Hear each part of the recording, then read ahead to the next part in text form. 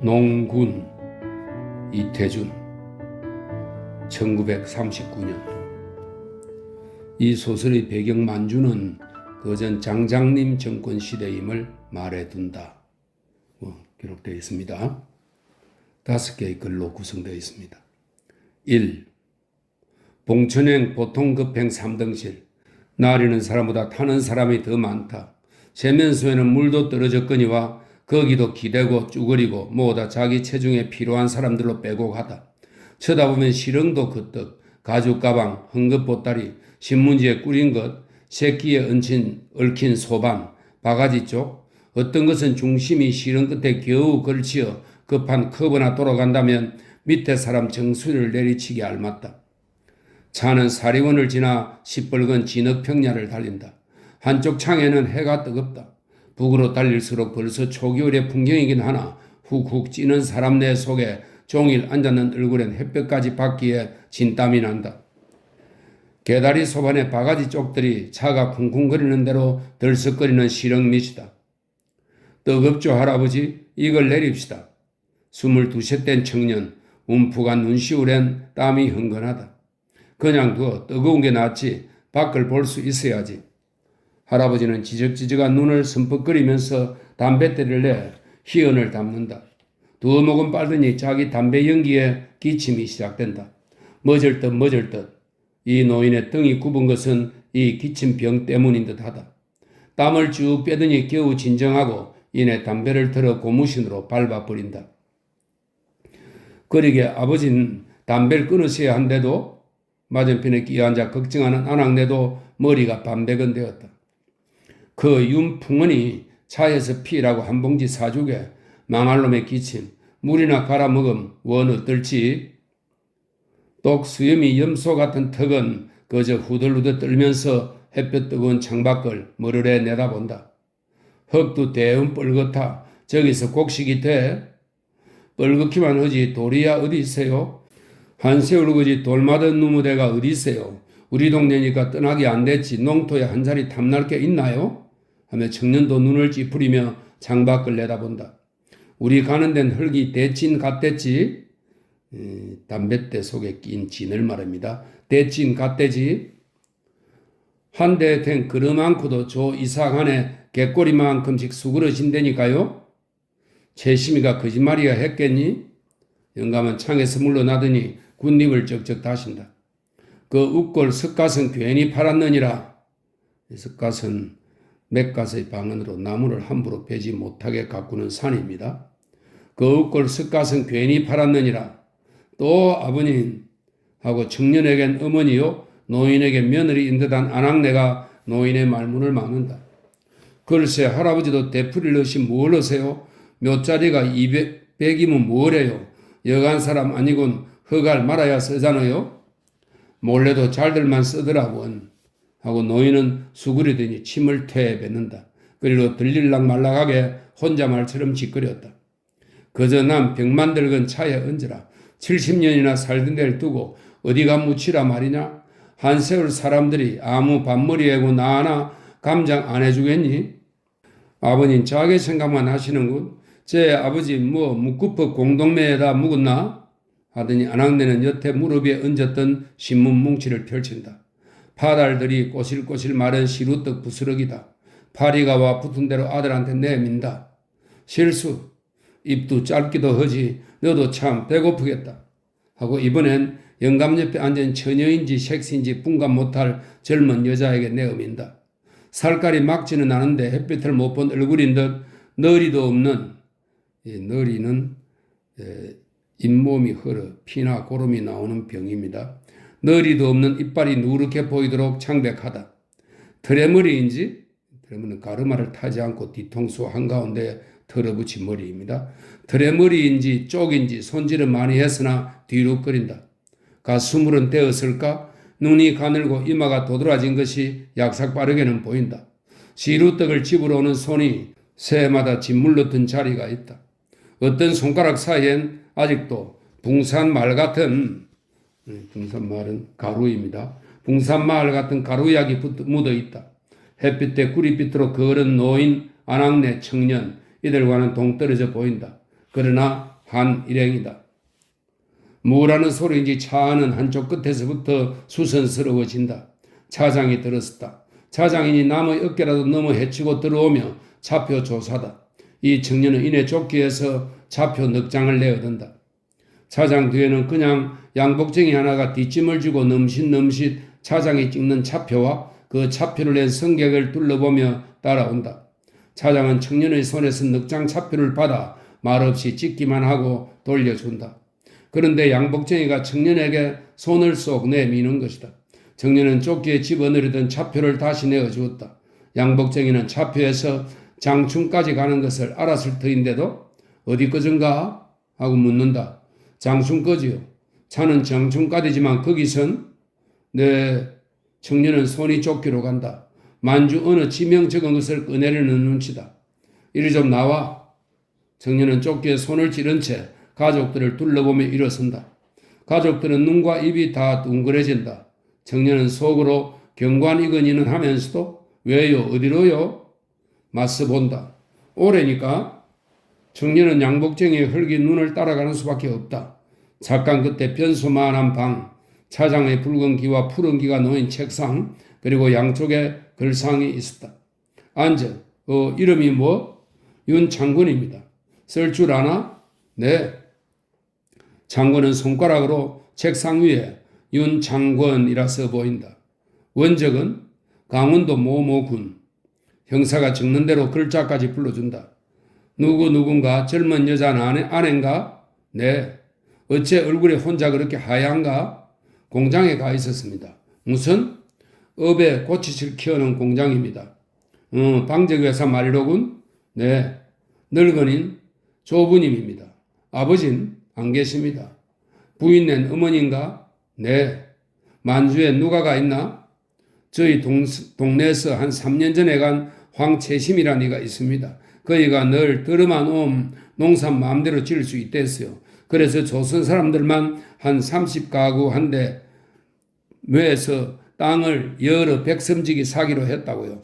한 3,400원이 있지만 맡아도 대여섯 식군 걱정 없을 만치 논을 풀 수 있대나요? 황채심이 그자는 믿을만한가 사람이? 네, 전엔 동장도 지내고 저댕긴 사례박교 선생님이더랬습니다. 돈 얼마나 가지고 가나? 한 500원 됩니다. 500원? 왜인 건가? 밭하고 산하고 집석금 판 겁니다. 집도 있고 밭도 있으면 왜 고향서 안 살고 가는 거야? 밭이라고 모두 320원 받은걸요? 조선서 320원짜리 밭이나 가지고 살 수 있어야죠. 남의 소작도 해봤는데 땅 나쁜 건 품값도 듣기 싫어. 아내가 벌었다면? 너 돈 쓸 일은 그걸로 다 메고 나갔었죠. 그렇지만 밤낮 공장에만 갖다 둘 수 있습니까? 마침 차가 꽤 큰 정거장에 머문다. 형사는 수첩을 집어넣더니 쓰다 달다 말도 없이 차를 날린다. 예, 무슨 일이냐? 어머니가 따라와 진작부터 서 있었던 것이다. 괜찮아요. 의뢰 조사하는 건데요. 글쎄 그래도 어머니와 아들은 뒤를 돌아보며 서로 이끌며 저희 자리로 돌아왔다. 이튿날 새벽 차속은 몹시 추웠다. 어제 조선에서처럼 자리가 붐비지는 않아 한자리에 둘씩은 제대로 앉을 수가 있으나 다리를 뻗어볼 도리는 없었다. 할아버지와 어머니가 한자리에서 서로 마주보듯 양편으로 기대어 입을 떡 벌리고 잠이 들었고 맞은편 자리에서 장군이 양주는 진작부터 잠이 깨어 있었다. 여기가 어딜까? 남의 집에 가서 자고 깬 것처럼 차 안이 휑한 게 서툴러 보였다. 자는 얼굴이기는 하지만 할아버지 어머니 다 남처럼 서먹해 보인다. 장군은 이웃집에 주고 온 강아지 생각이 문득 난다. 몇 점이나 떼었을까? 글쎄. 장군은 뒤틀어 기지개를 켜고 창장을 치밀고, 창장은 창에 들어진 휘장입니다. 창장을 치밀고 밖을 내다본다. 동이 훤히 터기 시작한다. 벌써 밟는데 안에도 목을 길게 빼 내다본다. 아무것도 베지 않네. 이제 조금만 더 가면 땅이 베겠지. 밤새도록 왔으니 얼마나 멀어졌을까? 둘이는 다시 눈을 감아본다. 몇 달을 간데도 다시 돌아갈 수 없을 만치 조선이 멀어진 것 같다. 왜 벌써 깼어? 하고 창군은 아내의 몸으로 바투가 기대본다. 아내의 몸은 자기보다 한결 따스하게 느껴진다. 공장에서 늘 이맘때 깨던 걸 뭐.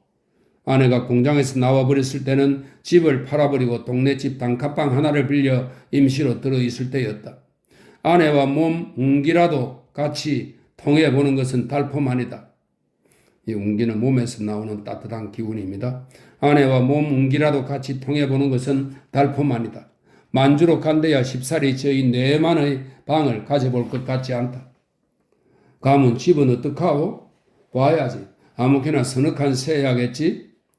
겨울 안으로 지을 수 있을까? 그럼 말르나 벽이 그래도 살게 마련이겠지. 장군은 아내의 손을 꽉 잡아보고 놓는다. 아내는 눈물이 걸성해진다. 장군은 다시 창밖을 주위에 내다본다. 시꺼멓던 유리창에 희끄무리하게 떠오르는 안개, 그 안개 속에서 다시 떠오르는 땅. 장군이 내게는 새 세상의 출현이다. 어릉어릉 누비바탕 같은 것이 지나간다. 그 어릉이는 차츰차츰 밭이랑으로 변한다. 밭이랑은 까마득하게 끝이 없다. 밭들 봐. 야, 아내도 또 다가와 내다본다. 아이, 불판이 그냥 밭이죠. 어쩌다 버드나무가 대여섯씩 모여 쓰고 거기에 무덤인지 두음가리인지 한둘씩 있을 뿐 그냥 내쳐 밭이다. 저렇게 넓고야 걸음을 낼 수 있어? 저걸 어떻게 다 갈까? 젠장, 저기 뿌리는 씨알만 해도. 그러게 말이오. 지붕 나선 이곳 사람들의 부락이 지나간다. 길에는 푸른 옷 입은 사람들이 나타나기 시작한다. 멀거니 서서 지나가는 차를 구경하는 것이겠지만 장군이 내외액은 이상이 무서워 보인다.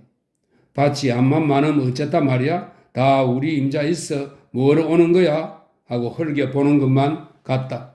장군은 허리띠 밑으로 손을 넣어 전대를 더듬어 본다. 3. 장자워프. 장자워프는 지린성, 장수년, 원바오산 일대의 조선인 부락입니다. 장자워프.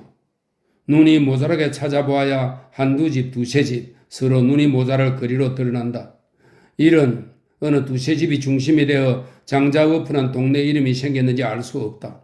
산은 그냥 소 덩어리만 한 언덕도 없다. 여기와 개강꾼 운동을 해가지고 황무지를 사기 시작하는 조선 사람들도 처음에는 어디를 중심으로 하고 집을 지어야 할지 몰랐으나 차차 자기네의 소유지가 생기자 그 땅 한쪽에 흙을 좀 돋우고 돌 하나 없는 바닥에다 돌 주초 하나 없이 정인에게서 백양목 따위 생나무를 사다가 내기 기둥만 세우면 흙으로 쌓아 올리는 것이 근 30호 늘어앉게 된 것이다.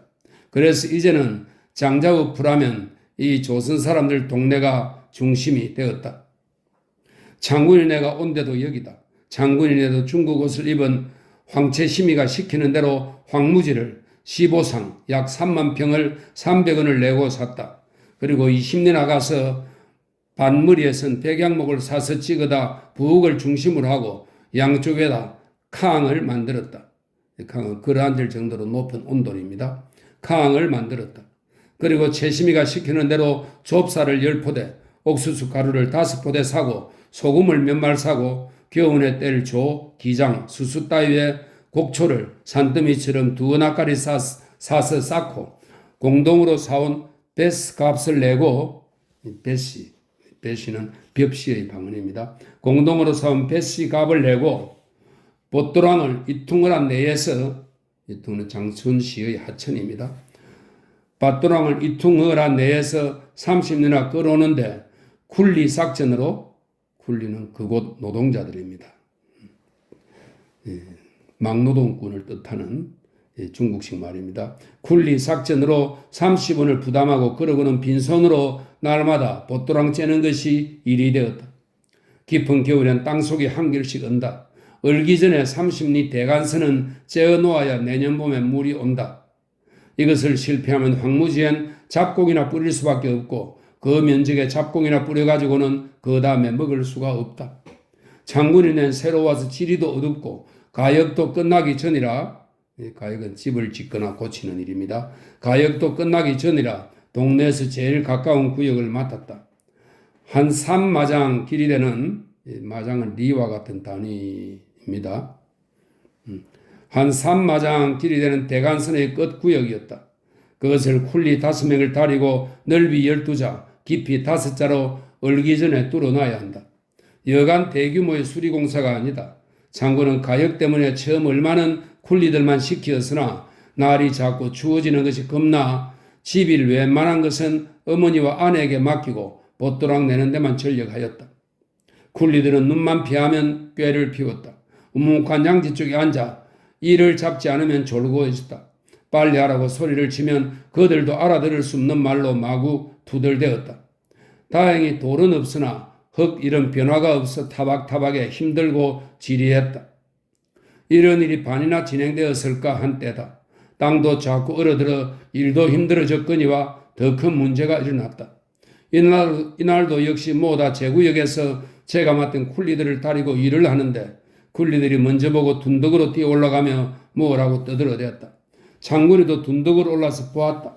한편 속에서 갈까마귀 떼처럼 이곳 토민들이 수십 명씩 무더기가 져서 새카맣게 몰려오는 것이다. 마적대 아닌가?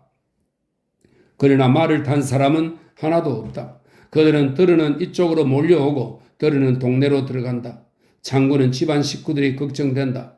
삽을 든 채 집으로 뛰어들어가다가 그들 한패와 막 부딪혔다. 앞을 턱 막아서더니 쭉 애워산다. 까올리 방저. 이 말은 고려방자의 중국식 발음으로 고려놈들이라는 뜻입니다. 까올리 방저 어쩌고 한다. 조선 사람이냐고 묻는 눈치다. 그렇다고 고개를 끄덕이니까 한자가 버럭 났으며 장군이가 잡은 삽을 낚아챈다. 장군은 기운이 붙여서가 아니라 얼떨결에 삽자루를 놓쳤다. 삽을 빼앗은 자는 삽을 번쩍 쳐들고 장군을 내리치려 한다. 장군은 얼굴이 퍼렇게 질려 뒤로 물러났다. 장군에게 발등을 밟힌 자가 장군의 등떨미를 갈긴다. 그러고는 일제 깔깔 웃어댄다. 삽을 들었던 자도 삽을 휘휘 두르더니 밭 가운데로 팽개쳐 버린다. 그러고는 장군의 멱살을 잡고 보또락 내는 대로 끄는 것이다. 장군은 꼼짝 못하고 끌렸다. 뭐라고 각기 제대로 떠들고 삿대질이더니 장군을 보또랑 바닥에 꼬꾸라뜨린다.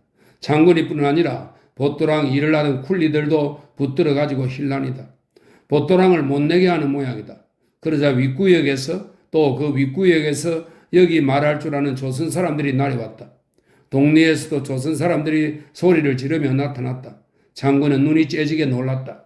윗구역에서 내려오는 조선 사람 하나가 괭이를 둘러매고 여기 토민들 물키어선 대로, 물키는 한 곳에 촘촘히 모여선 이런 뜻입니다. 여기 토민들 물키어선 대로 뭐라고 여기 말로 호통을 치면서 그냥 닥치는 대로 찌그려 덤벼드는 것이다. 몰키어섰던 토민들은 와 흩어져 버린다. 장군을 둘러쌌던 패들도 설금설금 물러선다. 동네에서는 조선 부인애들 몇천 식칼을 들고 낫을 들고 달려들 나오는 것이다. 낫과 식칼을 보더니 토민들은 제각기 사방으로 흩어져 달아난다.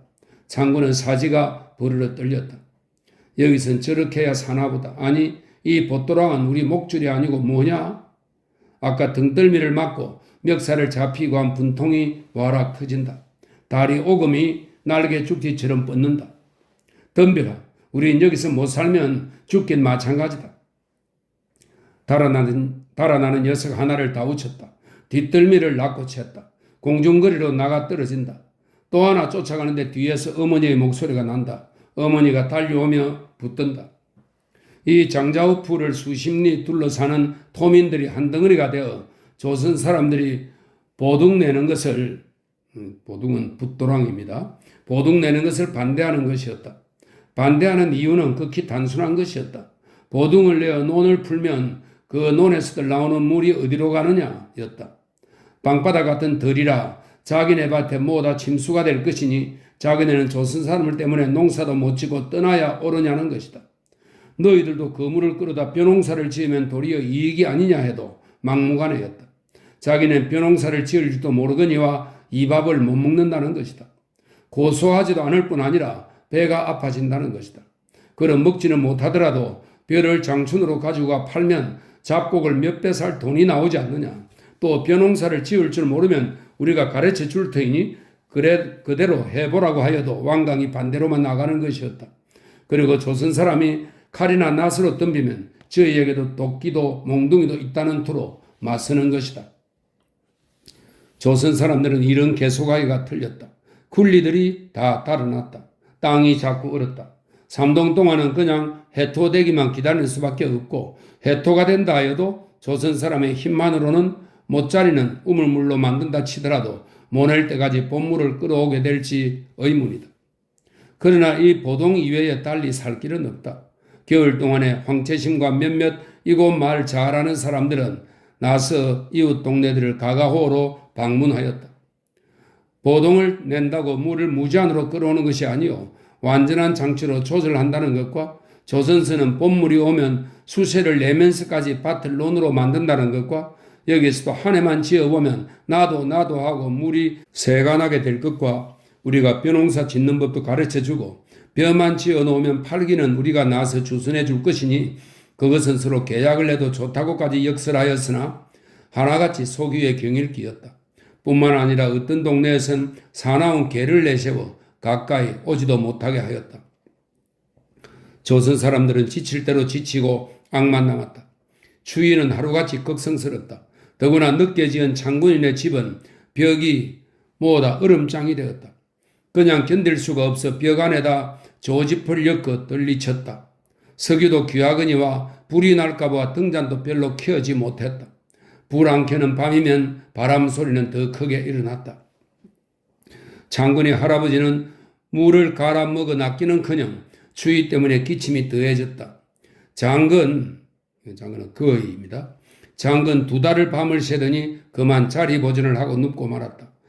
추우니까 이젠 조선 나가는 차에까지 내다 실어달라는 성화도 못하고 그저 불만 자꾸 더 떼달라다가 또 머루를 달에 먹으면 기침이 좀 멎는 법인데 머루만 좀 구해오라고 아이처럼 조르다가 섣달 그 몸을 못 채우고 눈보라 제일 심한 날 밤 함경도 사투리하는 노인, 경상도 사투리하는 노인, 평안도 사투리하는 노인, 이웃 노인들에게 쌓여 오래간만에 돋아놓은 석유 등잔 밑에서 별로 유언도 없이 운명하고 말았다.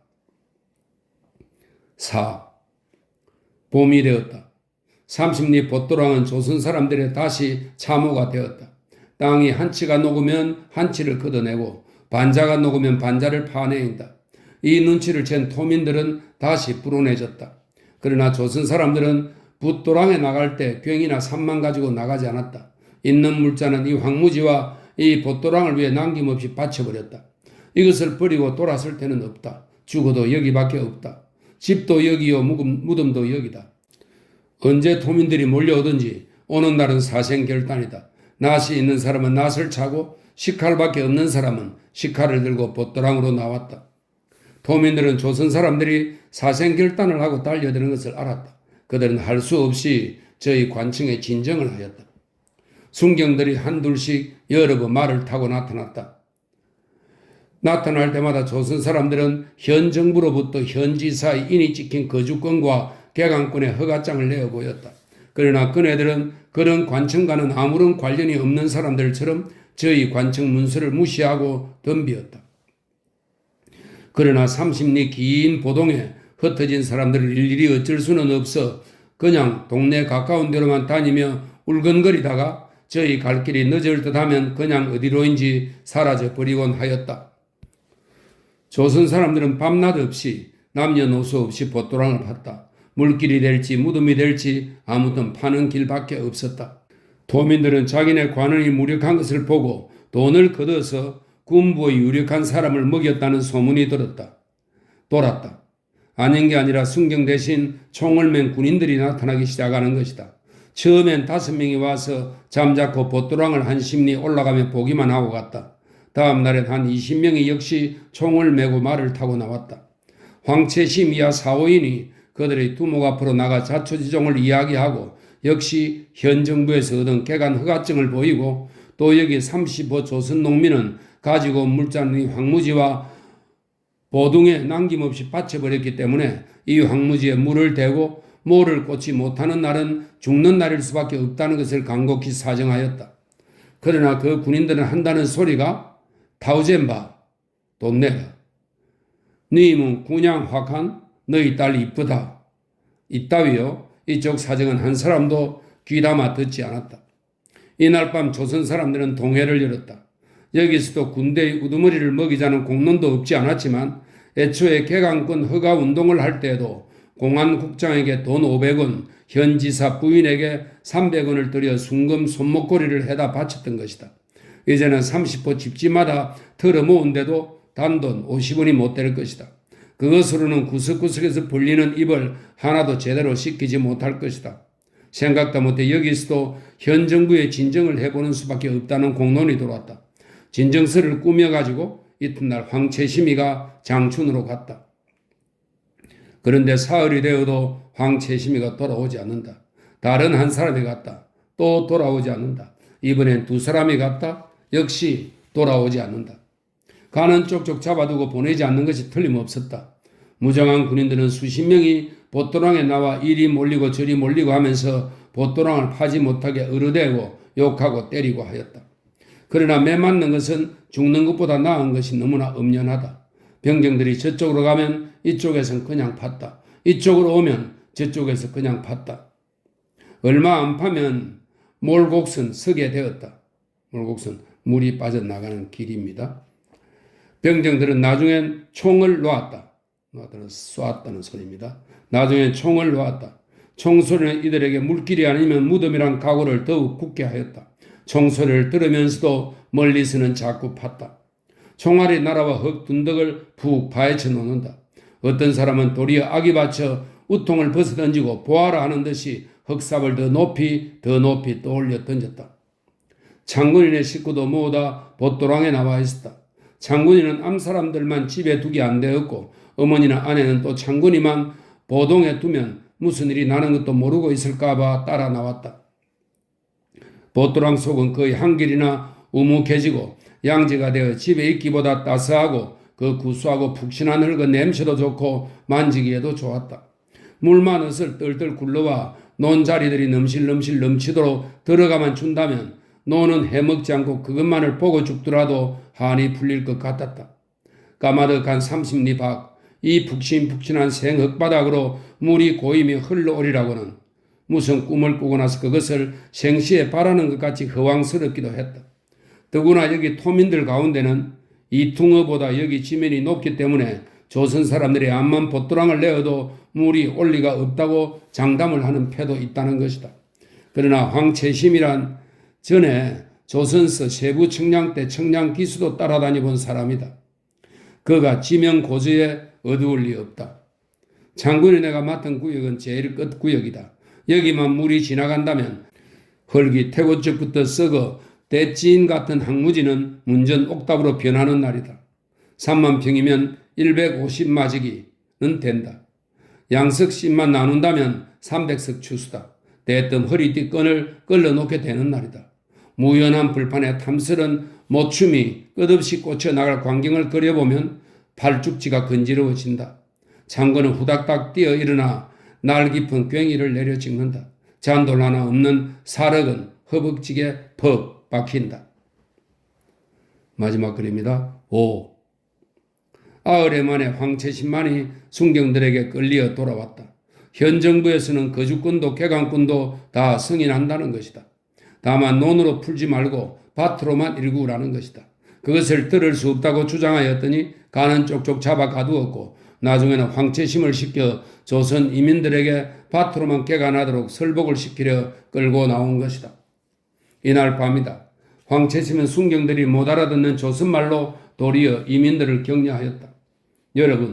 여러분이 알다시피 저까지 땅에 서속이나, 이 서속은 기장과 조입니다. 서속이나 심자고 우리가 한 상에 20원씩 낸 건 아니요. 잡곡이나 걷어가지고는 그 시기장식이요. 우리가 만리타관 가 꽁그라곤 보뚜랑에 쥐에다 집어넣었소. 그것도 우리만 살고 남을 해치는 일이면 우리가 천벌을 받아 마땅하오. 그렇지만 물만 들어와 보. 여기 토민들도 다 목리가 되는 게 아니요. 목리는 물을 받음, 이익을 얻음입니다. 다 목리가 되는 게 아니요. 우린 별 수 없소. 작정한 대로 나갈 수밖에. 낮에 일할 수 없음 밤에들 나와 팝시다. 내일이고 모레고 웬만하면 물부터 끌어넣고 봅시다. 어세와 팔짓을 보아, 어세는 말의 기운입니다. 어세와 팔짓을 보아 순경들도 눈치를 챘다. 대뜸 황채심의 면상을 포성줄로 후려갈긴다. 코피가 주르르 쏟아진다. 와, 이민들은 몰리고 흩어지고 어쩔 줄을 몰랐다. 황채심은 그 길로 다시 끌려갔다. 이민들은 최후로 결심들을 했다. 되나 안 되나 이 밤으로 가서 물부터 끌어넣기로 했다. 10여 명의 장정이 이퉁으로 밤길을 올려 달렸다.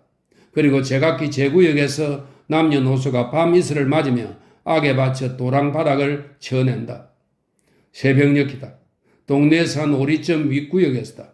뭐라는 것인지 지르는 소리가 났다. 중간에서 같이 질러받는다. 장군이는 뚝으로 뛰어 올라갔다. 또 뭐라고 소리가 질러온다. 그쪽을 향해 장군이도 헛헉 소리를 질러보낸다. 그러자 큰 길 쪽에서 불이 반짝하더니 탕 소리가 난다. 그러자 쉴 새 없이 탕탕탕 몰빵을 친다. 몰빵은 한 곳을 향해 한꺼번에 쏘거나 터뜨리는 겁니다. 몰빵을 친다. 장군은 두 발짝이나 뛰었을까? 무의 아랫도리를 후리갈겨 고꾸라졌다. 얼른 다시 일어서려니까 나무의 다리다. 따구르르 굴러 도랑바닥으로 떨어졌다. 어머니와 아내가 달려왔다. 총소리는 위쪽에서도 난다. 뭐라고 하는 것인지 또 악쓰는 소리가 온다. 또 총소리가 난다. 조용하다. 장군의 넓적다리에선 선떡선떡 피가 터지었다. 총알이 살만 뚫고 나갔다. 아내의 치마폭을 찢어 한참 동이는 때다. 무에 시커먼 것이 대가리를 휘저으며 도랑바닥을 설설 기어오는 것이었다. 아내와 어머니는 으악 소리를 지르고 물러났다. 아, 그것은 뱀이 아니었다. 물이었다. 윗역에서 또 소리를 질렀다. 물 날아간다는 소리였다. 아, 물이 오는 것이었다. 장군인의 세 식구는 그제야 와락 눈물이 쏟아졌다. 물줄기는 대뜸 석가래처럼 굵어졌다. 모두 물줄기로 뛰어들었다. 두 손으로들 움켜본다. 물은 생선처럼 산 것이 펄펄 살았다. 물이다. 만주 와서 처음 들어보는 물 흐르는 소리다.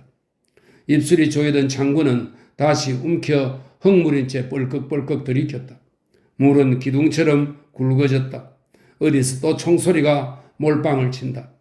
물은 출렁출렁 소리를 쳐 둔덕진대를 때리며 휩쓸며 날에서 쏠린다. 종아리깨가 대뜸 지나친다. 삽과 괭이를 둔덕으로 끌어올렸다. 동이 튼다. 두 칸통 대간선이 허옇게 물빛이 부풀어 오른다. 물은 사뭇 홍수로 내려 쏠린다. 괭이 자루가 떠내려 온다. 삽자루가 껍신껍신 떠내려 온다. 절은 사람이다. 희끗희끗. 붉은 거품 속에 잠겼다 떴다 하며 날아오는 것이 사람이다. 장군은 쩔뚝거리며 뛰어들었다. 노인이다. 총의 옆구리를 맞은 듯 한편 바지가랑이가 피투성이다. 바로 장군이 할아버지 운명할 때 눈을 쓸어 감겨주던 경상도 사투리 하던 노인이다. 장군은 가슴에서 뚝 하고 무슨 탄개 끊어지는 소리가 났다. 단계 물건을 감거나 묶은 줄을 죄는 장치입니다. 무슨 단계 끊어지는 소리가 났다. 차라리 제 가슴 폭판에 총알이 확 박혔으면 시원할 것 같다. 피와 물에 흥건한 노인의 시체를 두 팔로 쳐들고 둔덕으로 뛰어올랐다. 아, 장군은 다시 한번 놀랐다. 몇 달째 꿈속에나 보던 광경이다. 일망무제. 일망무제는 한눈에 볼 수 없을 정도로 아늑하고 넓은 이런 뜻입니다. 일망무제. 논자리마다 얼음장처럼 새벽 하늘이 어리어리 번뜩인다. 장군은 그 다리에 힘을 줄 수 없어 노인의 시체를 안은 채 쾅 주저앉았다. 그러나 이내 재쳐 일어났다. 어머니와 아내에게 부축이 되며 두 주먹을 허공에 내어주었다. 뭐라고인지 자기도 모를 소리를 악을서 질렀다. 위쪽에서 악쓰는 소리들이 달려 날아온다. 물은 대간선 언저리를 철버덩 떨고 휩쓸면서 두 칸통 보둥이 뿌듯하게 날려 쏠린다. 논자리마다 넘실넘실 넘친다. 아침 햇살과 함께 물은 끝없는 벌판을 번져 나간다.